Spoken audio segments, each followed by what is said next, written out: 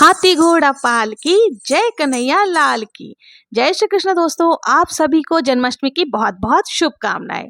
आज के वीडियो में आप लोग जानने वाले हैं जन्माष्टमी के पूरे दिन की दिनचर्या। जी हाँ, एकदम सुबह से लेकर के रात को जन्म करवाने तक की, और उसके बाद हमें पूजा किस प्रकार से करना है, संपूर्ण विधि आपको बताने वाली हूँ। देखिए, झूला कैसे झूलाना है, पूजा कब करनी है, भोग में क्या लगाना है, और जन्म किस प्रकार से कराना है, ये तमाम जानकारी आज के वीडियो में मिलने वाली है। इसलिए वीडियो को अंत तक जरूर से देखें।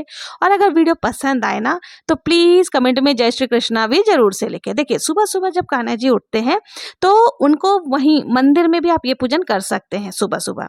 तो सबसे पहले माखन और मिश्री का आपको भोग लगा देना है। देखिए, मंदिर में हमारी गाय माता भी विराजमान रहती है, मोर पंख बांसुरी सब कुछ कान्हा जी के साथ ही रहता है। अगर आप अलग से चौकी लगा करके पूजन कर रहे हैं तो वहां पर कुछ रखे ना रखे, मोर पंख हमें जरूर से रखनी चाहिए, गौ माता जरूर से रखनी है, और बांस की बांसुरी रख देनी है। ठीक है, ये तीनों चीजों का ध्यान आपको जरूर से रखना है। और अगर आपके पास लड्डू गोपाल नहीं है तो आप कृष्ण जी की फोटो के साथ भी ये पूजन कर सकते हैं। तो सुबह सुबह सबसे पहले ठाकुर जी को हमें उठा लेना है, उनको दूध का और मिश्री का भोग हमें लगा देना है, माखन और मिश्री का। फिर उनका स्नान की हमें व्यवस्था करनी है। देखिए, स्नान सुबह के टाइम पे आपको पंचामृत स्नान करा सकते हैं, कच्चे दूध से स्नान करा सकते हैं, गंधोदर स्नान करा सकते हैं, फूलों के स्नान करा सकते हैं। इस तरह के स्नान आप करा सकते हैं। कहने का अर्थ है कि बहुत सारी चीजें होती हैं, आपका जैसा भाव और श्रद्धा है उसी तरह से कुछ विशेष स्थान आज के दिन ठाकुर जी को आपको करवाना चाहिए। इसके बाद हमें अच्छे से उनका अंग पोषण कर लेना। तो यहाँ पर मैंने जो है पंचामृत स्नान करा दिया है। ये देखिए, पहले मैं जल से, फिर दूध से, दही से, और उसके बाद शहद आदि से स्नान कराने के बाद फिर ये जो बचा हुआ जल है ना, इसको आपको इधर उधर नहीं फेंकना, किसी भी पौधे में आप डाल सकते हैं। तो यहाँ पर मैंने बहुत अच्छे तरीके से स्नान करा दिया और चंदन से मालिश भी कर दिया, ताकि पूरे दिन हमारे ठाकुर जी खुशबू से भरे रहें। बहुत ही अच्छा लगता है जब जन्मदिन, देखिए जब कभी हमारे बच्चों का भी जन्मदिन होता है तो बहुत ज्यादा खुश होते हैं। तो आज ठाकुर जी को भी खुश करने में हमें कोई कसर नहीं छोड़नी चाहिए। तो यहाँ पर हमने कर दिया है। अब इनको देखिए, आज सुबह के समय भी जो है आपको अंग पोषण करने के बाद नया वस्त्र जरूर से धारण कराना है। तो यहाँ मैंने ठाकुर जी को नए वस्त्र धारण करा दिए हैं। अब हमें एक देसी घी का दीपक प्रज्वलित कर लेना है, और आप साथ ही धूप भी प्रज्वलित कर लें। इसके साथ ही देखिए, गाय माता है ना, तो गाय माता को हमें जल के छींटे लगाकर उनको भी भावपूर्ण स्नान करा देना है, और जो हमने चौकी लगाई उसको भी शुद्धिकरण कर लेना है। तो यहाँ हम जल के छींटे लगा करके जो है शुद्धिकरण कर लेंगे। देखिए, अगर आप मंदिर में पूजन कर रहे हैं तो पहले गणेश जी की पूजा वहां पर कर लेनी है आपको। और देखिए, मंदिर में जब हम लोग पूजन करते हैं तो पहले वहां पर सभी देवी देवताओं की पूजन हो जाती है। अगर आप अलग से चौकी लगा रहे हैं तो फिर आप गणेश जी की स्थापना भी कर सकते हैं, या पहले मंदिर में गणेश जी आदि सभी देवी देवताओं की पूजन कर ले, फिर जन्माष्टमी की पूजा शुरू कीजिएगा। इसके बाद हम धूप दीप आदि हम लोगों ने यहाँ प्रज्वलित कर ली है। आज के दिन भगवान को मोर पंख जरूर से अर्पण किया जाता है, चाहे आप मोर पंख अलग से अर्पण करें, या आपने जो पगड़ी साफा वगैरह होता है उसमें भी मोर पंख लगा हुआ होता है, तो वैसे भी आप समर्पित कर सकते हैं। तो मैंने यहाँ पर जो है मोर पंख रख दिया है, और साथ ही बांसुरी भी मैंने इनके साथ ही रख दी है। अब पिछले साल की, अगर देखिए आपके पास अगर बांसुरी पर हर साल हम लोग देखिए जन्माष्टमी पर नई बांसुरी लेते हैं, या पिछले साल की जो बांसुरी आपके पास है तो वो भी आप ले सकते हैं। इसके बाद हम फूलों से बहुत ही अच्छी तरह से यहाँ पर सजावट कर देंगे। जितना देखिए आज आप सजावट करना चाहते हो उतना कर सकते हैं। ओम पुष्पम समर्पयामि, ओम पुष्पम समर्पयामि, इस मंत्र का जप करते हुए पुष्प अर्पण कर देंगे। कलावा स्वरूप वस्त्र अर्पण कर देंगे। ठाकुर जी को ऑलरेडी हमने वस्त्र पहना दिया है, गाय माता को हमने वस्त्र समर्पित कर देना। उसके बाद जो हम भोग प्रसाद अर्पण करेंगे, भोग प्रसाद में आप चाहें तो देखिए अभी के समय में भी 56 भोग अर्पण कर सकते हैं, या फिर अभी आप मिठाई मिश्री जो भी आपके पास है आप उनका भोग जरूर से लगाए। तो यहाँ पे मैंने लड्डू का और जो ये मावे वाली मिठाई आती है उसका भोग लगा दिया। साथ ही आपको देखिए भोग में तुलसी पत्र जरूर से समर्पित करनी है, और एक पात्र में आपको जल भी समर्पित कर देना है। ठीक है, और देखिए पंजीरी का भोग विशेष माना जाता है, तो आप पंजीरी का भी भोग लगा सकते हैं। साथ में माखन मिश्री उनको अत्यंत प्रिय है तो उनका भोग लगा सकते हैं। सारे भोग कोई भी देखिए सुबह शाम दोपहर आप कभी भी अर्पण कर सकते हैं, जैसे जैसे आपकी सुविधा हो। साथ ही आप तुलसी पत्र जरूर से डालें। अब हाथ में एक पुष्प लेकर के हमें जो है ना जन्माष्टमी की कथा का श्रवण करना है। ठीक है, कोई भी व्रत जब हम करते हैं ना तो बिना कथा के श्रवण किए वो व्रत पूर्ण नहीं मानी जाती है। तो हम यहाँ पर कथा सुनेंगे, हाथ पे थोड़े से पुष्प लेकर हमें कथा सुन लेनी है। कथा सुनने के बाद जो पुष्प है हमें चरणों में ठाकुर जी के डाल देना है, और जो जल का कलश है वो हम सूर्यदेव को अर्घ दे देंगे। ठीक है, अब हमें आरती करनी है। ठीक है, तो आरती के लिए हमें क्या करना है, कपूर से आरती करनी है, और जो दीपक हमने प्रज्वलित किया ना उसमें थोड़ा ज़्यादा घी डालें ताकि वो बहुत देर तक जलता रहे। तो यहाँ हमने आरती प्रज्वलित कर दी है, अब हमें आरती करनी है। तो पूरे आरती आप कौन सा करेंगे, आप आरती कुंज बिहारी की, श्री गिरधर कृष्ण मुरारी की, इस प्रकार से आप आरती जरूर से कर ले। और आरती को आपको पूरे घर में जरूर से घुमाना है, इससे आपके घर में पॉजिटिविटी का वास होता है, नेगेटिविटी दूर होती है। तो यहाँ पर हम पूरे घर में आरती दिखाएंगे। बच्चे अगर आपके आसपास में हैं तो बच्चों को भी आरती जरूर से आप दीजिएगा, और हो सके तो ये पूजन पूरा परिवार मिलकर करते हैं तो बहुत ही अच्छा रहता है। सुबह के शाम टाइम पे अगर मान लो सभी ऑफिस वगैरह गए तो कोई दिक्कत नहीं है, शाम की पूजा आप लोग सब पूरे परिवार साथ मिलकर जरूर से करें। अब आरती करने के बाद हाथ जोड़कर क्षमा याचना कर लेनी है, जो भी भूल चुकी है उसके लिए क्षमा याचना कर ले। और देखिए जब दीपक थोड़ी देर के बाद हमें जो ये सारी सामग्री है ना, जो भी हमने भोग प्रसाद आदि चढ़ाए थे, इनको हमें हटा लेना है। ठीक है, अगर आपका व्रत है तो ये भोग प्रसाद को आप दूसरे दिन ग्रहण करें, अगर व्रत नहीं है तो ये सारी चीज़ें आप जो अपने परिवारजन में बांट करके ले सकते हैं। तो इस प्रकार से हमारी पूजन हो जाएगी।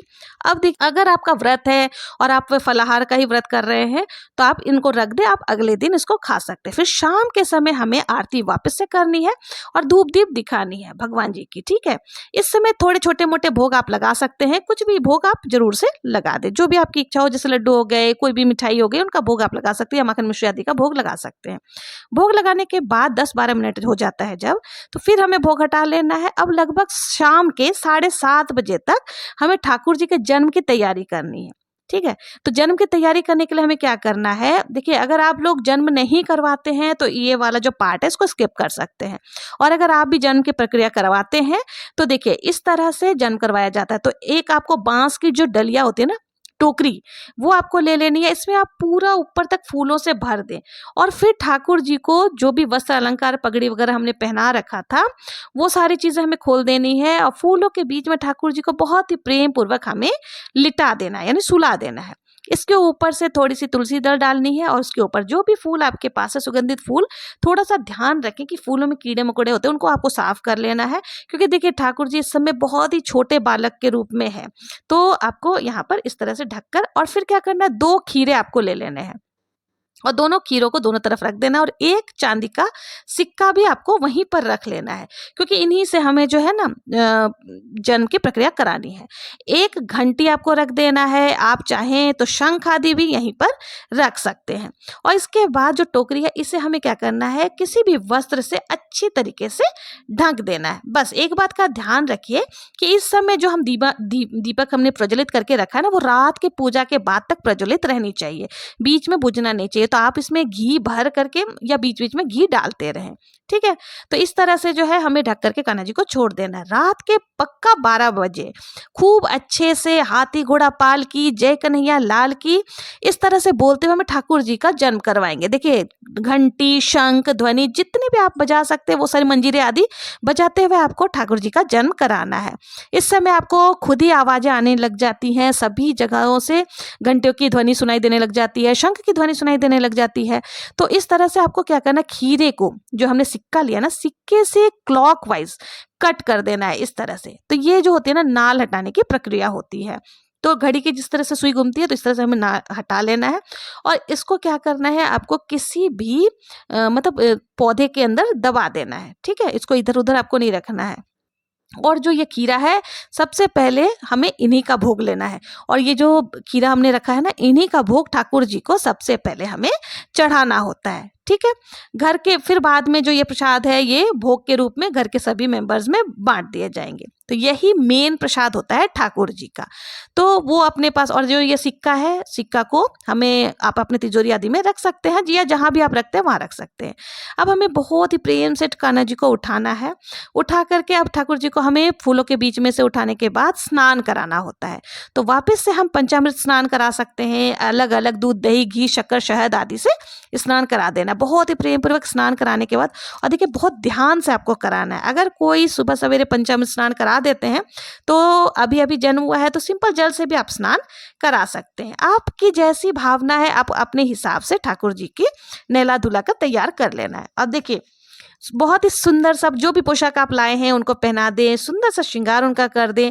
अगर पीले रंग का वस्त्र हो तो बहुत ही अच्छा है, तो पीले रंग का वस्त्र आपको पहना देना है। ज़्यादा गहने आदि आप नहीं भी पहनाए तो भी चलेगा। तो यहाँ पर मैंने पगड़ी इनको पहना दी है और छोटा सा हार भी पहना दिया। इसके बाद देखिए अगर आप ठाकुर जी के लिए कोई उपहार लेकर आए, जैसे चांदी का कोई ऑर्नामेंट्स वगैरह लेकर आए हैं या फिर बांसुरी आदि कुछ भी लाए हैं, तो इस समय जब पूजन इनका हो जाएगा ना, जब हम भोग प्रसाद चढ़ा लेंगे, तब आपको वो जरूर से समर्पित करना है। ठीक है। अब हमें क्या करना है, यहाँ पर कान्हा जी को तिलक चंदन से लगा देना है। स्नान हमने करवा दिया था। अब हमें सारे जो भी भोग हमने 7 प्रकार के बताए थे ना, वो भोग हमें यहाँ पे चढ़ाना है। जैसे पंजीरी हो गई, माखन मिश्री हो गए, फल हो गए, पंचमेवा हो गए, इन सब चीज़ों का भोग हमें जरूर से लगाना है, ये 7 प्रकार के। और इसके साथ आप जितने प्रकार के भोग लगाना चाहे इस वक्त पे लगा सकते हैं। कई लोग देखिए 56 भोग लगाते हैं। आप भी अगर 56 भोग लगाते हैं तो कोई दिक्कत नहीं है, ज़रूर से लगाएं। और जितना हो सके घर पर आप अगर बनाकर चढ़ाते हैं ना तो बहुत ही अच्छा है। और सब में आपको तुलसी पत्र जरूर से डालनी है। इस तरह से जो है हमारी पूजन हो जाएगी। अब देखिए शहद हमने यहाँ पर क्यों रखा था, क्योंकि जब भी बच्चा जन्म लेता है तो सबसे पहले उन्हें शहद चटाया जाता है, तो इसलिए हमने यहाँ पर ठाकुर जी के लिए भी शहद रखा था। तो शहद को जरूर से हमें ठाकुर जी को भोग लगाना चाहिए। अब देखिए राधा कृष्ण जी का पूजन कर रहे हैं या मंदिर में आप पूजन कर रहे हैं तो 56 भोग भी लगा सकते हैं, मैंने पहले ही आपको बताया। भोग लगाने के बाद हम ठाकुर जी का आह्वान करेंगे, आओ ठाकुर जी भोग लगाओ, आओ भोग लगाओ मेरे मोहन। इस प्रकार से आप ठाकुर जी का आह्वान कर सकते हैं। फिर हम धूप दीप जला करके बहुत ही प्रेम पूर्वक आनंद जो है आरती करेंगे। और ये जरूर से करेंगे, नंद के आनंद भयो जय हो नंद लाल की। इस तरह से पूरा हमें धूप दीप प्रज्वलित करके आरती कर लेनी है, शंख आदि की ध्वनि आदि सब कुछ बजा लेनी है। और 12 बजे जो है ना निश्चितकालीन पूजा होती है, वो हमारा संपूर्ण हो जाता है। इसके बाद देखिए ठाकुर जी को झूला झुलाया जाता है। बहुत सारे घरों में ठाकुर जी को जन्म के बाद ही झूला झुलाया जाता है, और बहुत सारे घरों में अगले दिन सुबह नंद उत्सव के दिन झूला। आप अपने रिचुअल्स के हिसाब से अपने परिवार में जैसी परंपरा चल रही है उसके हिसाब से कर सकते हो। और देखिए आज के दिन लड्डू गोपाल की नजर जरूर से उतारनी चाहिए, तो इस प्रकार से आपको नजर उतार लेना है। और चौकी हमें नहीं हटानी है, चौकी हम अगले दिन हटाएंगे। लेकिन ठाकुर जी को अगर आप झूले पे बिठा रखे हैं तो झूले पर से उनको उतार करके मंदिर में जरूर से विराजमान कर देना है। और देखिए अगर आप कई लोग जो है रात को ही व्रत खोल लेते हैं, कई लोग अगले दिन सुबह व्रत खोलते हैं, तो आपके यहाँ जैसी परंपरा चलती है आप वैसे कर सकते हैं। और व्रत जब आप खोलेंगे ना तो जो पंजीरी हमने चढ़ाई थी उसको खा करके ही आपको व्रत खोलना है। और अगर पंचामृत आपने रखा है तो उनको खा करके पी करके ही आप अपना व्रत को खोलें। तो ये थी जन्माष्टमी की सुबह से लेकर के रात तक की संपूर्ण जानकारी। आप लोगों को ये वीडियो कैसी लगी, अगर पसंद आई हो तो प्लीज मेरे चैनल को सब्सक्राइब करें, लाइक करें, ज्यादा से ज्यादा शेयर जरूर से करें। और देखिए कि और भी कान्हा जी हमें अगर आप लड्डू गोपाल लाना चाहते हैं तो किस साइज की लेकर के आए, कितने बड़े कान्हा जी लाने चाहिए, उनकी क्या सेवा नियम है, उसका भी वीडियो ऑलरेडी मेरे चैनल पर है, वहां से आप लोग देख सकते हैं। अगर वीडियो पसंद आए तो कमेंट में श्री कृष्णा लिखना ना भूलें। मिलते हैं नेक्स्ट वीडियो में, तब तक के लिए जय श्री कृष्णा। एक बार फिर से आप सभी को नंद के आनंद भयो जय हो नंद लाल की, हाथी घोड़ा पाल की जय कन्हैया।